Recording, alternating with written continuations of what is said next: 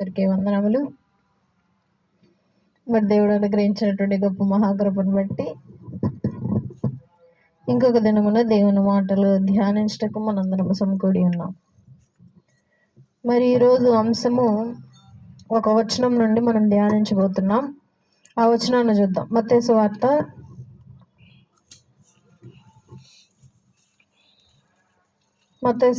12వ అధ్యాయము 43 నుంచి చదువుదాం. మత్తయి సువార్త 12:43 నుండి చదువుదాం. 45 వచనాలు. 12:43. పవిత్రాత్మ ఒక మనుష్యుని వదిలిపోయిన తర్వాత అపవిత్రాత్మ అది విశ్రాంతి వెతుకుచు నీరు లేని చోట్ల తిరుగుచుండును. విశ్రాంతి దొరకనందున నేను వదిలి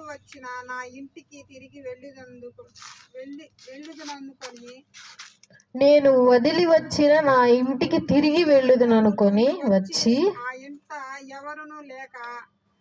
ఆ ఇంట ఎవరునూ లేక అది ఊడ్చి అమర్చి ఉండుట చూచి తనకంటే చెడ్డవైన మరి 7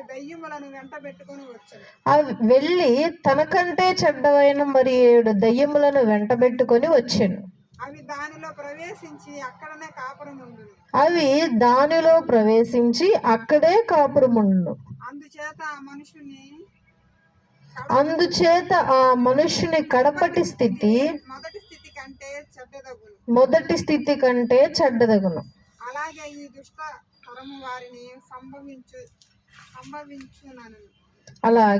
ఈ దుష్ట తరము వారికి సంభవించునని నేను. సరే, ఈ యొక్క అంశం కొరకు చిన్న ప్రార్థన చేసుకుందాం. అందరు తలలోంచి కళ్ళు మూసుకున్నట్లయితే ప్రార్థన చేసుకుందాం.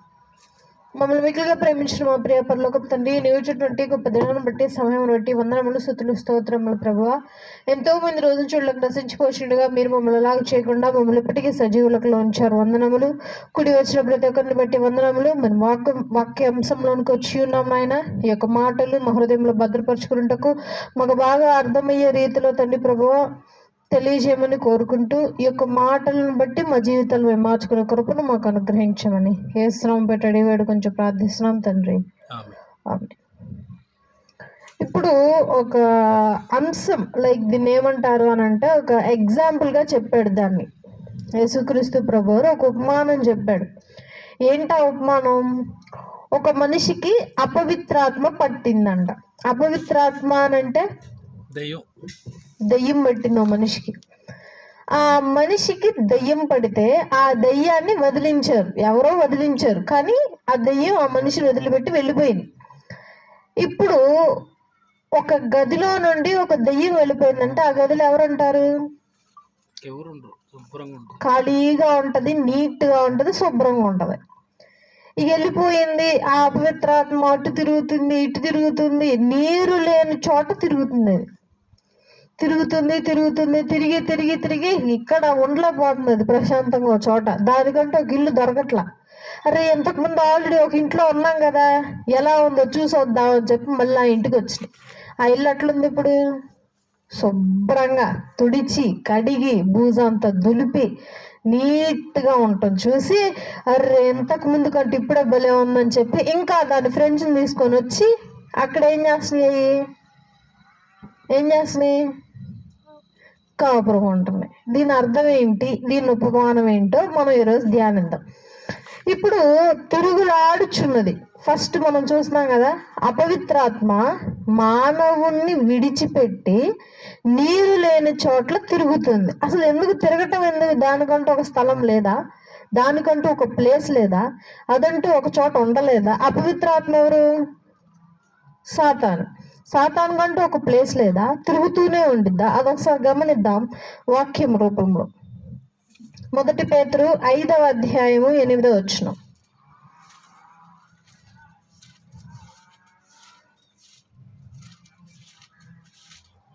1 పేతురు 5:8. నిబ్బరమైన బుద్ధి గలవారై మెలకువగా ఉండుడి. ఉమ్. మీ విరోధి అయిన అపవాది గర్జించు సింహం వలె ఎవరిని మృంగుదునా అని వెతుకుచూ తిరుగుచున్నాడు. నీ విరోధి అయిన అపవాది గర్జించు సింహము వలె ఎవరిని మృంగుదునా అని వెదకుచు తిరుగుచూ ఉన్నాడు. యోబు గారు కూడా ఒక మాట చెప్పారు దీని గురించి, అది కూడా చూద్దాం. యోబు గ్రంథము 1:7.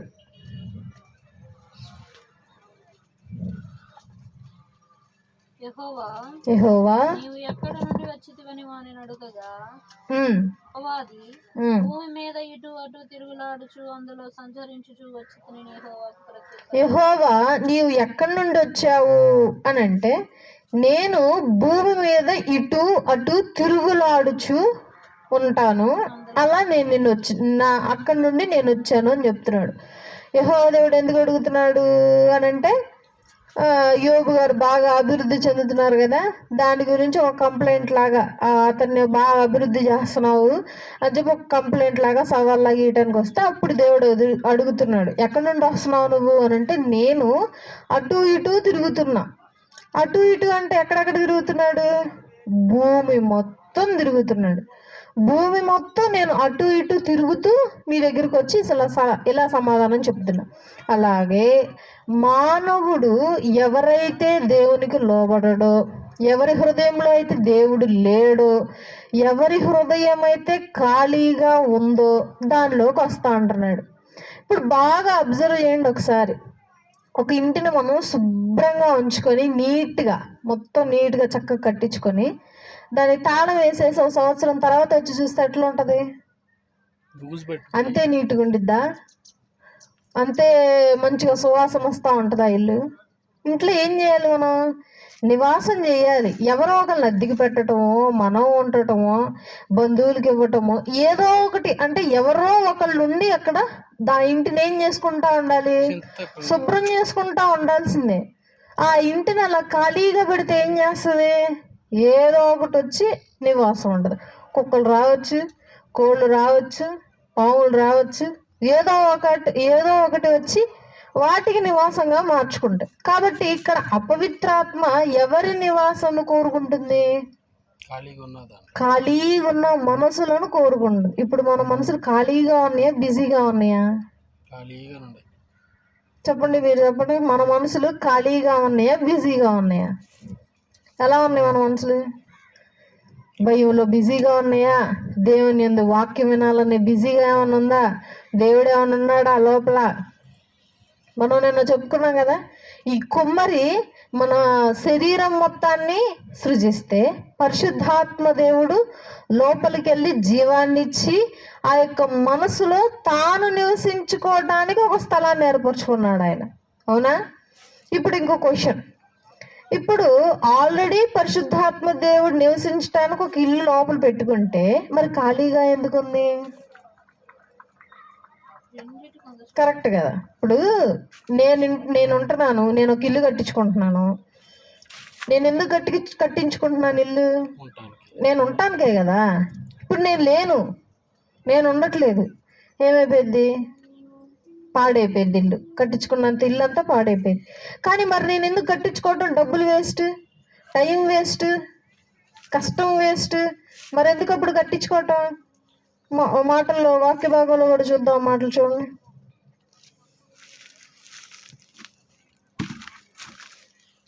కీర్తనలు 139 13 నుండి 15 వచనం.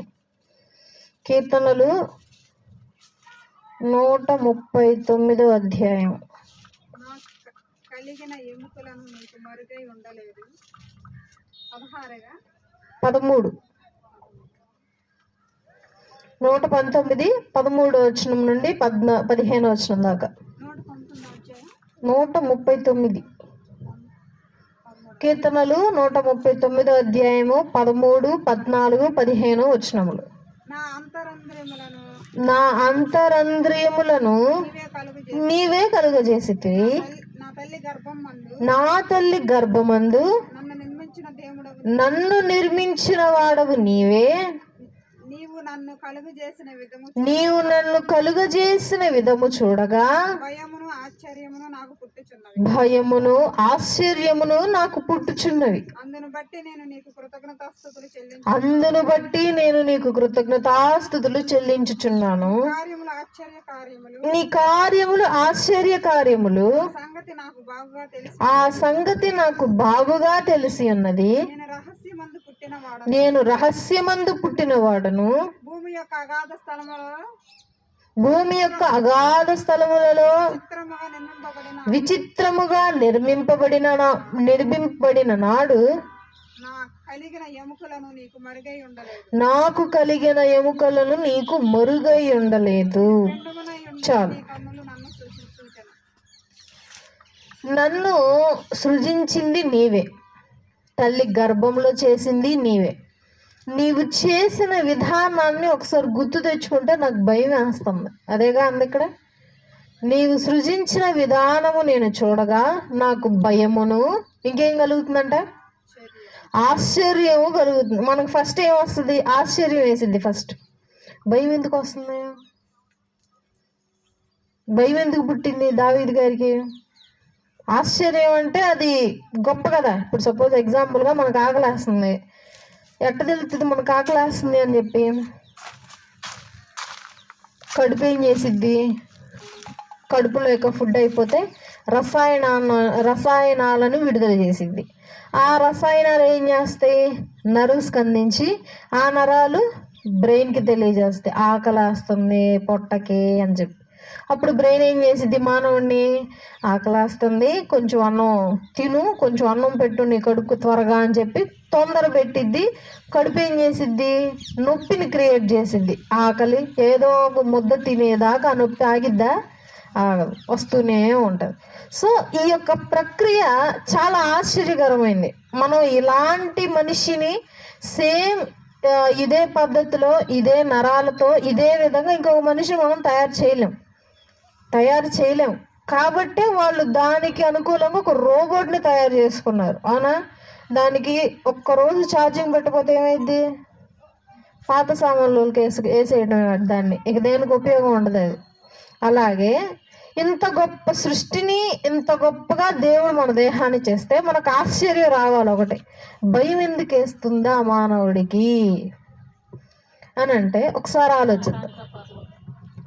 ఓకే, నరకానికా పరలోకానికానా? ఇంకా అసలు ఆ మాట రాలా అక్కడ. నీవు చేసిన విధానాన్ని చూసి నాకు భయమును ఆశ్చర్యమును కలుగుచున్నవి. ఎందుకు వేస్తుంది భయం? ఆలోచించాలి ఈ మాట ఒకసారి.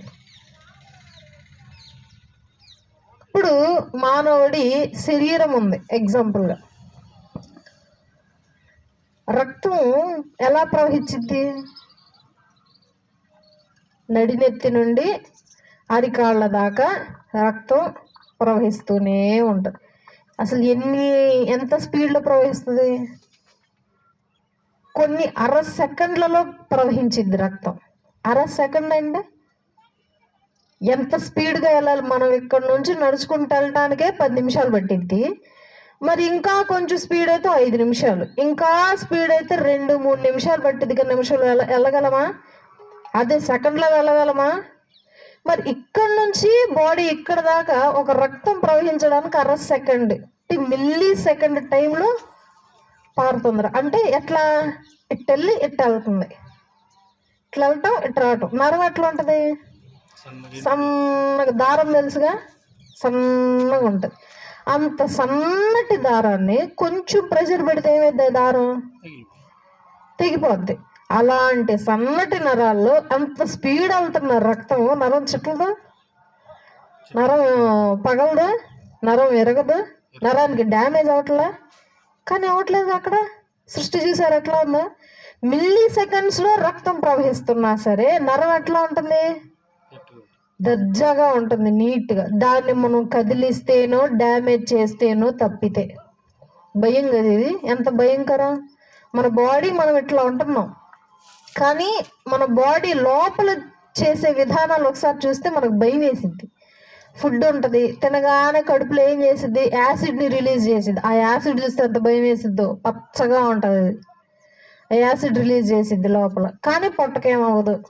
పొట్ట చుట్టూ లేయర్స్ ఉంటాయి, బోన్స్ ఉంటాయి, చాలా బలంగా ఉంటాయి లోపల, నరాలు, రక్తము, కళ్ళు, ముక్కు, ఇవన్నీ చేసే విధానం మనం చూస్తే ఫస్ట్ మనకు భయమే వేసింది, తర్వాత ఆశ్చర్యం వేసింది. అలాగా దేవుడు తనకు ఇష్టంగా తయారు చేసుకున్నాడు మనల్ని.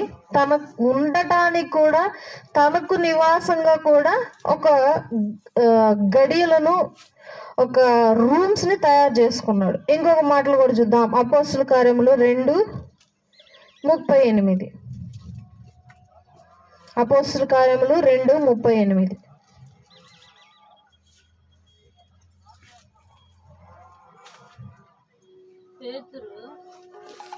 పేతురు, మీరు మారు మనసు పొంది పాప క్షమాపణ నిమిత్తము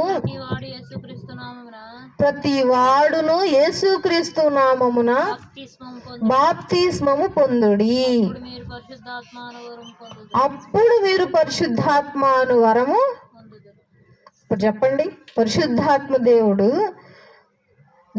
నివసించటానికి మన హృదయంలో ఒక స్థానాన్ని ఏర్పరచుకుంటే మనం ఏం చేయాలంట? యేసుక్రీస్తు ప్రభువారు నమ్మాలి, బాప్తీసం తీసుకుంటే అప్పుడు పరిశుద్ధాత్మ దేవుడు ఎక్కడికి వస్తాడు? ఆయనకంటూ స్థిరపరచబడినటువంటి స్థలంలో. అంటే దీని అర్థం ఏంటి?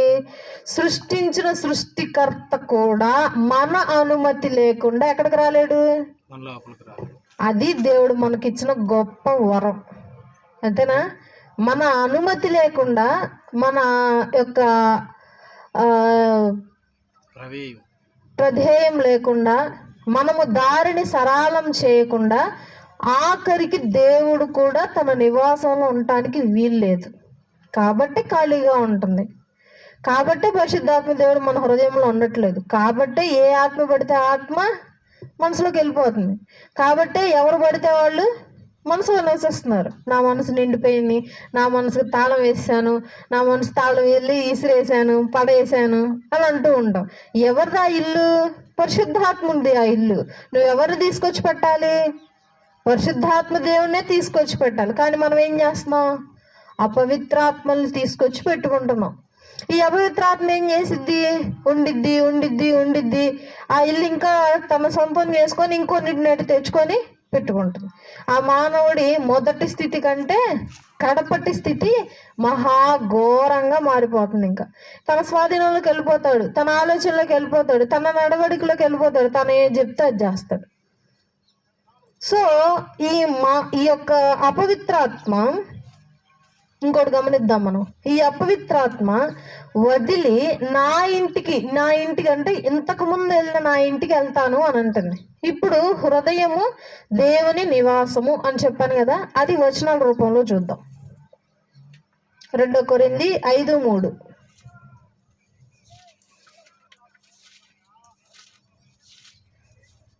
2 కొరింథీ 5:3. ఈ గుడారములోనున్న మనము భారము మోసుకొని మూల్గుచున్నాము. ఇది తీసివేయవలనని కాదు గాని మత్యమైనది జీవము చేత మృంగివేయబడినట్లు ఆ నివాసమును దీనిపైన ధరించుకొనగోరుచున్నాము. ఇంకో మాట చూద్దాం. 2 పేతురు 1:13.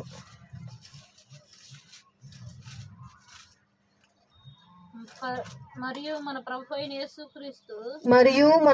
అయిన యేసుక్రీస్తు నాకు సూచించిన ప్రకారము నా గుడారమును త్వరగా విడిచిపెట్టవలసి వచ్చిన నెరిగి నేను ఈ గుడారములో ఉన్నంత కాలము ఈ సంగతులను జ్ఞాపకము చేసి మిమ్మును రేపుట న్యాయమని ఎంచుకొనుచున్నాను. ఇంకో మాట 1 కొరింథీ 6:19.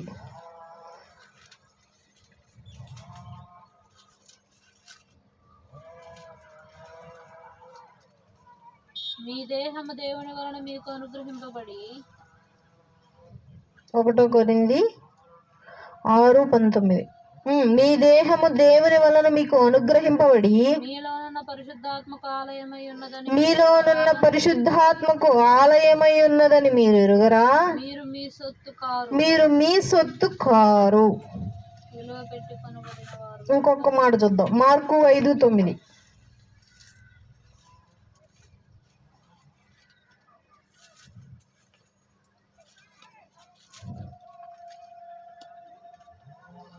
మరియు ఆయన నీ పేరేమని వాడిని అడుగగా వాడు నా పేరు సేన ఏలయనగా మేము అనేకులమని చెప్పిరి. చాలు. ఇంకొకటి చూద్దాం, 2 కొరింథీ 5:7.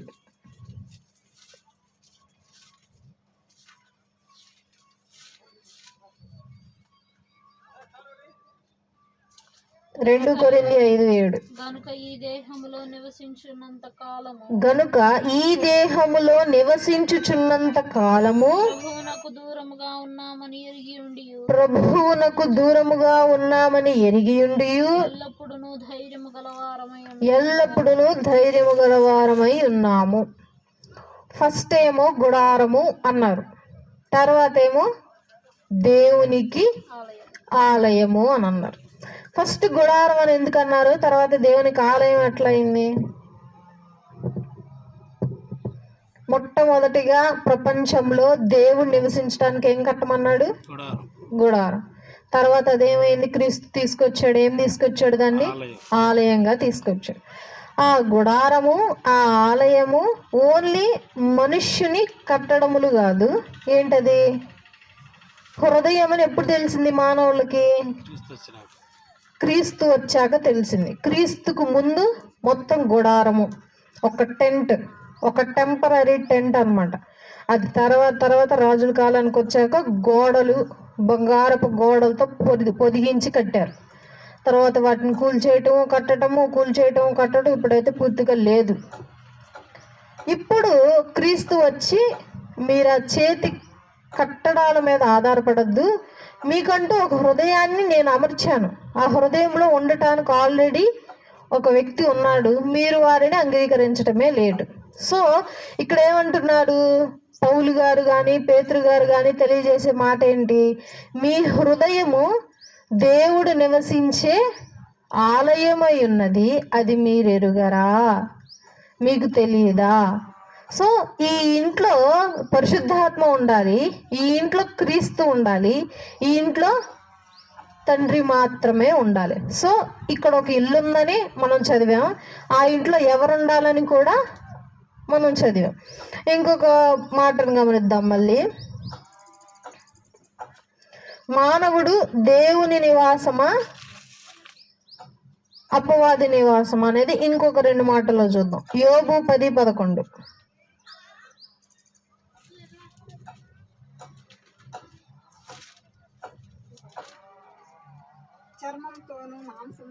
చర్మముతోను మాంసముతోను నీవు నన్ను కప్పితివి, ఎముకలతోను నరములతోను నీవు నన్ను సంధించితివి, జీవము అనుగ్రహించి నా ఎడల కృప చూపితివి. చాలు. మనిషికి చర్మాన్ని ఇచ్చాడు, మాంసాన్ని ఇచ్చాడు, జీవాన్ని ఇచ్చాడు. ఎవరిచ్చారు? అపవాది ఇచ్చాడా? అపవాది సంబంధాలు ఇచ్చారా? అపవాదితో కూడా ఉండేటువంటి స్నేహితులు ఇచ్చారా? ఎవరిచ్చారు? ఎవరు అనుగ్రహించారు? క్రీస్తు, దేవుడు, తండ్రి, మీరు అనుగ్రహించినటువంటి సమస్త శరీరము అని చెప్పి యోబు గారు తెలియజేస్తున్నారు. ఇంకో చూద్దాం, ప్రసంగి 12:7. ప్రసంగి 12:7.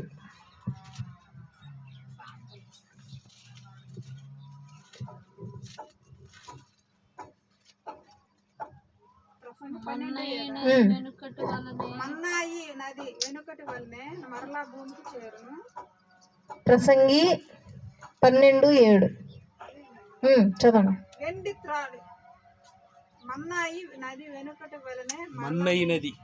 మన్నయినది వెనుకటి వలనే మరలా భూమికి చేరును, ఆత్మ దాని దయచేసిన దేవుని ఆత్మ దానిని దయచేసిన వాని యొద్దకే పోవును. ఇప్పుడు ఆత్మ ఎవరి దగ్గర ఉంది? దేవుని యొద్ద దేవుని యొద్ద ఉన్న ఆత్మ ఎవరికి అనుగ్రహింపబడింది? నిన్న చెప్పుకున్నాం కదా టాపిక్, ఎవరి దగ్గర ఆత్మ ఉంటుంది, ఎవరి దగ్గర ఆత్మ ఉండదు అని. దేవుని దగ్గరే ఉంటుంది ఆత్మ. దేవుని ఆత్మ ఎవరికి ఇచ్చాడు? నాసిక రంధ్రంలో ఊదాడు కదా. సో మనుషులు అంటే మనిషిలో ఆత్మ ఉంది. మనిషికి ఉన్నటువంటి శరీరము, ఎముకలు, జీవము ఇచ్చింది కూడా ఆయనే. తర్వాత ఇంకో మాట చూద్దాం. ఆదికాండము 1:26. ఆత్మ ఇచ్చింది దేవుడు, చర్మాన్ని, ఎముకల్ని, జీవాన్ని ఇచ్చింది దేవుడు. తర్వాత 1:26. దేవుడు మన స్వరూపమందు మన పోలిక చొప్పున నరులను చేయుదము. ఎవరి పోలికలు? చాలు, ఎవరి పోలికలు చేస్తున్నారు? ఇది ఒక గ్రూప్ డిస్కషన్ మ్యాటర్ అనమాట. ఇది బహువచనం. ఏమనుకుంటున్నారంట, ఒక వ్యక్తి మాట్లాడట్లా. ఒక వ్యక్తి అయితే సింగులర్, ఒక్కడే మాట్లాడేవాడు. చేస్తాను ఏకవచనం అని వచ్చింది. అదే ఇద్దరుంటే చేద్దాము బహువచనం అని వచ్చింది. సో ఏకవచనము, బహువచనము. కానీ ఇక్కడ ఏం వాడారు? బహువచనాన్ని వాడారు. ఏమండి? మన పోలికలో నరులను చేయుదము. అక్కడ ఎంతమంది ఉన్నారు? దూతల పోలికలో మనం లేం. దూతలు ఓన్లీ సర్వెంట్స్. దూతలు ఓన్లీ దేవుని స్తుతించడానికి మాత్రమే ఉన్నారు. వాళ్ళు దూతలు ఓన్లీ దేవునికి ఉత్తరవాదులు అనమాట. ఇప్పుడు సపోజ్ ఎగ్జాంపుల్గా దేవుడు వెళ్ళి గాబ్రియల్ దూతకు చెప్పాడు. ఏమని చెప్పాడు? కన్యక గర్భవతి కుమారుడు అంటది, ఆ కన్యక ఎవరో గది మరియమ్మే, వెళ్ళి చెప్పింది చెప్పాను రాయబారిని. ఆ దూతలు ఏం చేసింది? చెప్పింది చెప్పినట్టుగా వెళ్ళి చెప్పింది. సో ఇలా దూతలు ఏం చేస్తాయి? మానవుళ్ళకి వచ్చి ఒక లెటర్ టైప్లో ఇవ్వటానికి, దేవుని స్తుతించడానికి మాత్రమే. మనం ఇప్పుడు ఎవరి పోలికలో ఉన్నాం? ముగ్గురు కూర్చొని మాట్లాడుకునేటువంటి మాటలు. ఏ ముగ్గురు వాళ్ళు? తండ్రి, కుమార, పరిశుద్ధాత్మ. వీళ్ళు ముగ్గురు కూర్చొని వీళ్ళు ముగ్గురు పోలికలలో మనల్ని చేయదము అని చెప్పి డిస్కషన్. సో ఇప్పుడు మనం ఎవరి పోలికలో ఉన్నాం? దేవుని పోలికలో ఉన్నాం. ఒకటి, దేవుని పోలికలో ఉన్నాం. దేవుని ఆత్మ మనలో ఉంది. చర్మము, మాంసము, ఎముకలు, జీవం ఎవరిచ్చారు? దేవుడే ఇచ్చాడు. ఇంకోటి చూద్దాం. కీర్తనలు 139:13. కీర్తనలు 139:13. నేను వెళ్ళిపోయి లేకపోవు నా అంతరింద్రియములను నీవే కలుగజేసితివి. కీర్తనలు 139:13. నా అంతరంద్రియములను నీవే కలుగజేసితివి. నా తల్లి గర్భమందు నన్ను నిర్మించిన వాడవు నీవే. ఓకే, నా తల్లి గర్భమందు నిర్మించిన వాడవు. అంతరంద్రియములు అంటే హోల్స్. అవి నవరంధ్రాలు. అంతరంద్రియములు అని అంటే మనసే. లోపల బయట మొత్తాన్ని చేసింది నీవే. అసలు స్టార్టింగ్ నా తల్లి గర్భం నుండి చేసింది కూడా నీవే. ఇర్మియా గారితో అంటారుగా, నీ తల్లి గర్భంలో నీవు పుట్టక మునిపే నేను నిన్ను ఎరిగి ఉన్నాను. నీ గురించి నాకు తెలుసు. ఏది? నీ తల్లి గర్భంలో నీవు పిండంగా రూపింపక మునిపే అంటే నువ్వు ఇంకా పిండంగా తయారవ్వలేదు. అప్పటికే నీ పేరు తెలుసు, నువ్వేం చేస్తావో తెలుసు, నువ్వు ఎలా ఉంటావు అని పూర్తిగా తెలుసు. సో ఇలాంటి ఈ శరీరము ఇప్పుడు ఎవరికి నివాసమై ఉండాలి? దేవుని. కానీ ఇప్పుడు ఎవరి నివాసమై ఉంటుంది? ఇప్పుడు మనము బయట సిచ్యువేషన్స్లో, ఇప్పుడు సపోజ్ ఎగ్జాంపుల్గా మనం ఉంటున్నటువంటి ఇంట్లోనే బూజు వస్తాము, బూజు వచ్చేసింది, రోగాలు వచ్చేస్తే రోగాలు బారిన పడతాము, అనారోగ్యం వచ్చేసిద్ది అని చెప్పి భయపడుతూ ఎన్నో కెమికల్స్ వాడి ఇంటికి దరిద్రాలని చెప్పి ఇంటిని ఎంత శుభ్రంగా పరుచుకుంటూ జాగ్రత్తగా చూసుకుంటామో అలాంటి ఇల్లే మన మనసులో కూడా ఉంది. కానీ మన మనసుని ఎవరు గుర్తించట్లేదు, ఆలోచించట్లేదు, అసలు ఉందని కూడా తెలియదు కొంతమందికి. అయితే మనకంటూ ఒక హృదయం ఉంది. ఆ హృదయంలో నివాసుడు ఒకడు ఉంటాడు. ఆ నివాసుడిని తప్ప మనం వేరొకరిని తీసుకొచ్చి పెడుతున్నాం అనేది ఎవరు గుర్తించట్లేదు. కాబట్టి ఈ యొక్క ఉపమానం యేసుక్రీస్తు ప్రభువారు ఎందుకు చెప్తున్నారు అంటే ప్రతి ఒక్కరికి చెప్పేటువంటి ఉపమానం. ప్రతి ఒక్కరి హృదయము ఖాళీగా ఉంటుంది, లేకపోతే ఏదో ఒక ఆత్మ నివసిస్తుంది. అందుకే చెప్తున్నాడు. లేదు అని అంటే ఏదో ఒక ఆత్మ కోసం రెడీగా ఉంది. కాబట్టి ఇట్లాగే కనుక కొనసాగితే చివరికి చాలా దుర్నీతులు జరుగుతాయి. చివరిలో ఉంది చూడండి ఒక మాట, అది కూడా చదువుదాం. మత్తయి 12:45 చదవండి.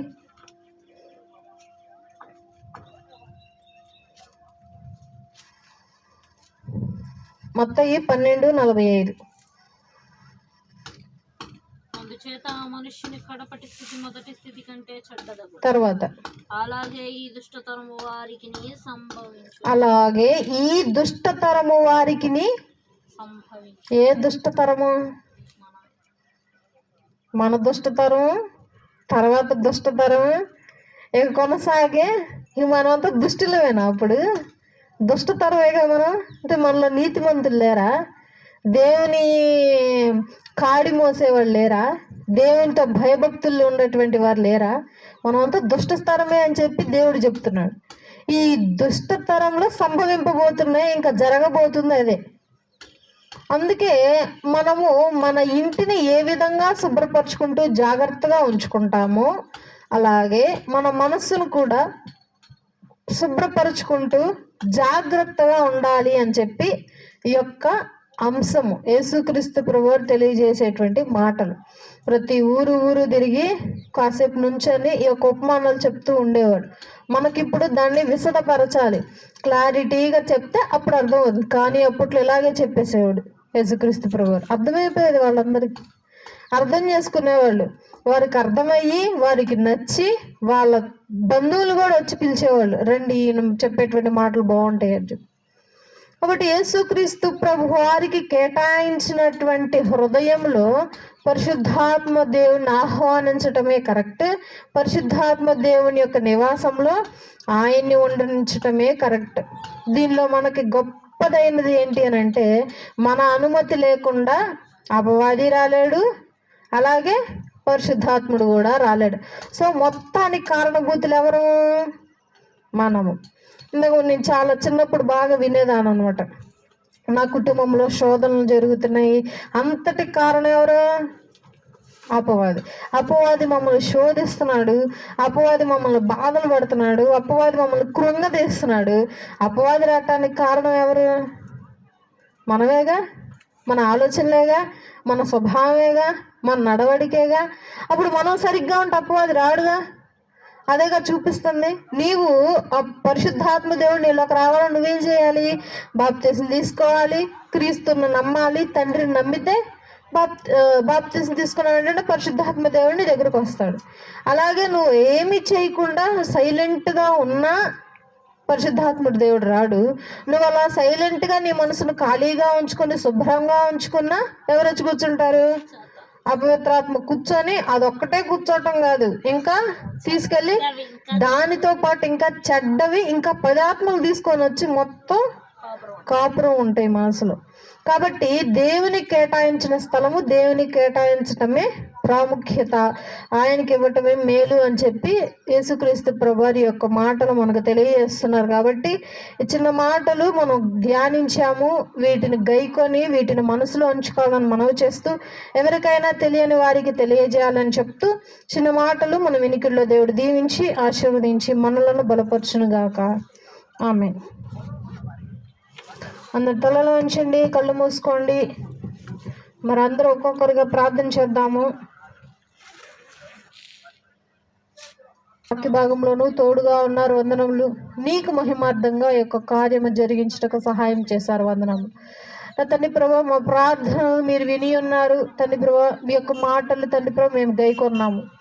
అట్టి విధముగా మా హృదయంలో మేము ఖాళీగా ఉంచుకోకుండా నా ప్రభువా, పరిశుద్ధాత్మ దేవుని మేము ఆహ్వానించుకొని ఆయన నివాసముగా మా యొక్క దేహము ఉంచుకునే కృపను మాకు అనుగ్రహించండి అయా తండ్రి. ఎటువంటి అపవిత్రాత్మను మా హృదయంలో ఉండనివ్వకుండా మా కుటుంబంలో ఉండనివ్వకుండా తండ్రి నీ యొక్క రక్తముతోనూ అయా తండ్రి ప్రభు నీ యొక్క తండ్రి ప్రభు కృపతోనూ కడిగి శుద్ధిపరచమని కోరుకుంటున్నాం. నేను నీకు వందనములు చెల్లించుకుంటున్నాం.